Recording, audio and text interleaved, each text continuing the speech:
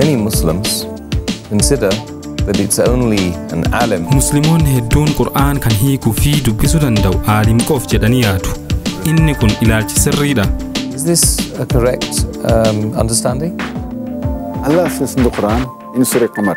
Rabbi Qur'aana keessatti suuraa Qamar suuraa 54ffaa keessatti bakkoota garagaraa afuritti suuraa Qamar suuraa 54ffaa aayata 17 aaya 12 aaya 32 fi aaya 40 irratti akkana jedha.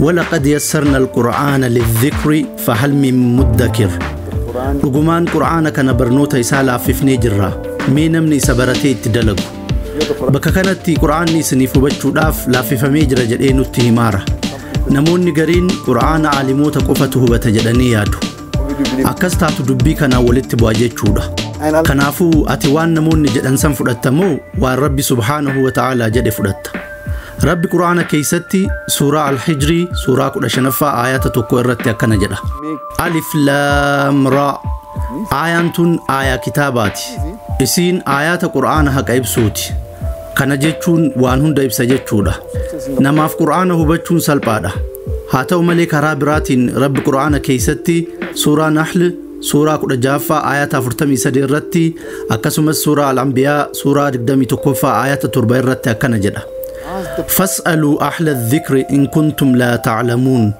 يوهم بيكني وربيكو غافت دا وسو قرآن دبسا جرتو وانتو كان هبتو داف سركسو تيو دفته نما بيكم سكابو غافت عالم غافت قرآن نوائي ساينسي دبتي وانسان هبتو يوسي تولفاتي اين يتدقتا نما سورة تلچو تدقتا نما رفين سسر ريسو تدقتا ساينتست تدقتا قرآن نوائي فيايو كان هاسيو دكتورة تدقتي قرآن نمال جتشو أكبر بادي الراهو بتا حال مول فكاتون وائي سببا نزول قرآن هبتو يو فيتي أكسو مسيكا آيالي غري هبتو يو بربادي عالم دار العلوم دكي وقاتر بيوكان كود أفر برت تدقتي الراهو بتا إنيقا مكانان وغي سوان تيف إسا تدقتا قرآن يو هم بيكني يو هبتو ددن وربيكو غافت دايدي قرآن المنما شفاف بوفمي نما عادي في هيوتا فيس بوفمي هاتو ملي وسو دبستو يو انت ستو الفاتو سيكون نمي نما بيكم سكابو غافتوني دنديتا غافين كوني فكينيا توكونا يادا تشيسي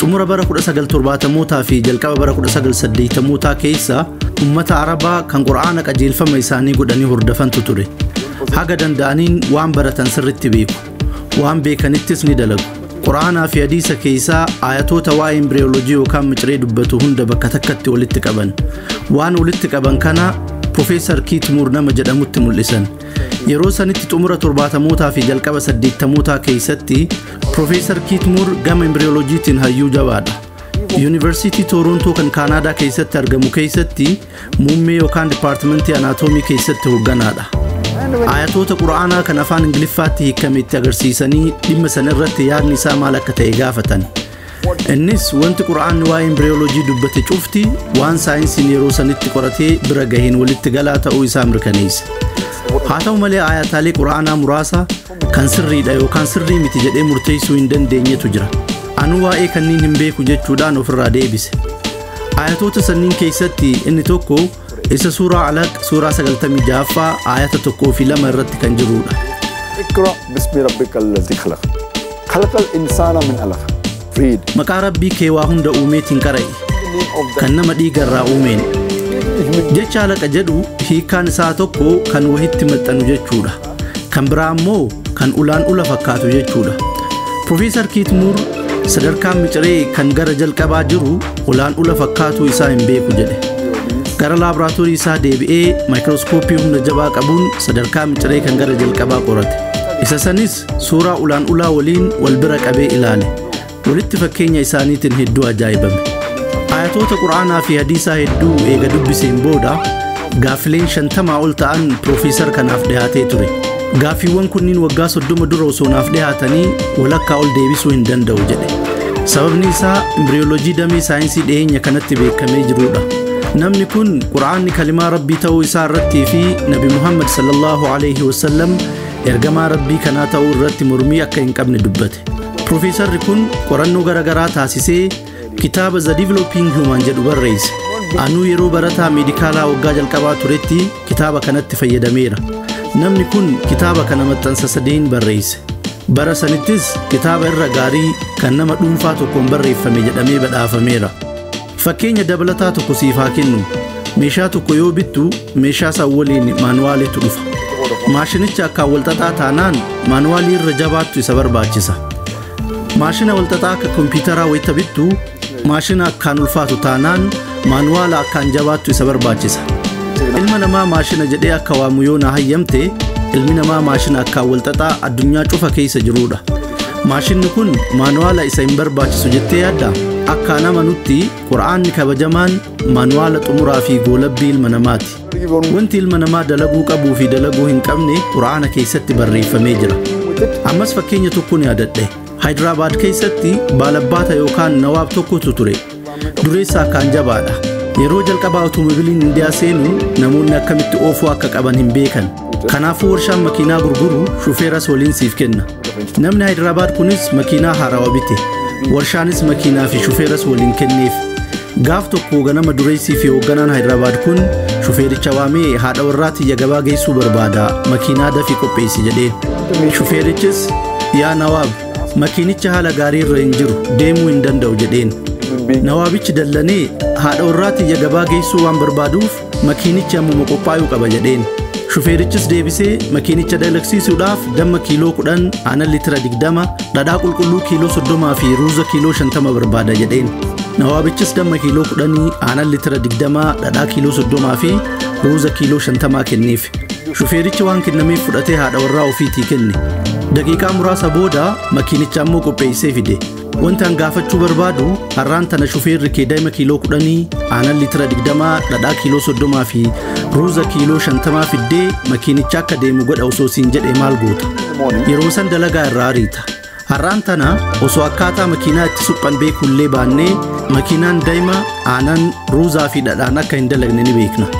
Makiinaan gaazaan dalaga, nadaajaan dalaga. Akka itti makiinaa suphan wallaallus wantoota bu'uura ta'an ni beekna. Haaluma wal fakkaatuun namuu hiikaa bu'uuraa kan Qur'aanaa ni beeka. Kanaafuu namni tokkollee si gowwoomsuu hin danda'u. Kanaafuu hiikaa bu'uuraa kan Qur'aanaa beekuu qabda. Makiinaan kee waggaatti guyyaa takka yookaan lama yoo miidhamte makaanika bira dhaqxa. Qur'aana keessatti aayaa sitti ulfaate tokko yoo argite nama beekumsa waan sanii qabu bira dhaqxa. Namni beeku sunis bakka sanitti waan fedhame ibsa siif godha. Qur'aanni aalima qofaan hubatamuu danda'a. Kanaaf isaan qofatu dubbisa. Namni biraa dubbisuu isa hin barbaachisu warra jedhan irratti fakkeenya takka siif kenna. Warri kun falmiidhaaf yaada dhiyeessan tokkotu jira. Hayyama shufeerummaa kan leenji'aa yoo qabaatte makiinaa fuutee wayitti yoo buuste poolisiin adabbii xiqqaasee adaba. Garuu hayyama shufeerummaa dhaabbataa yoo qabaatte hayyama guutuu yoo qabaatte san booda yoo balaa dhaqqabsiifte poolisiin dachaadhaan si adaba.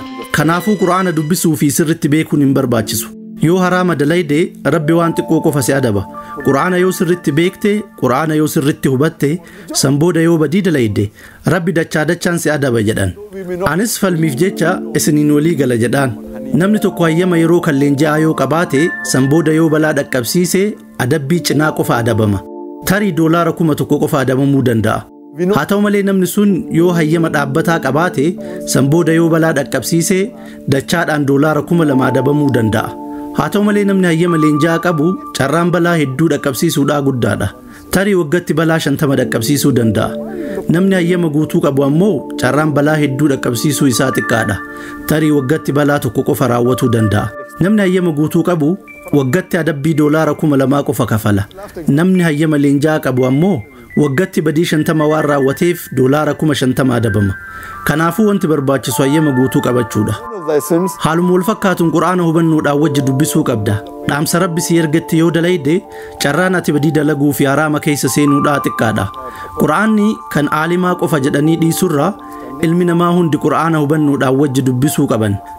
Wahii xumuraa fi goolabbii kan ergamaa xumuraa fi goolabbii Nabi Muhammad sallallahu alaihi wasallam irratti buufametti dalaguu qaban.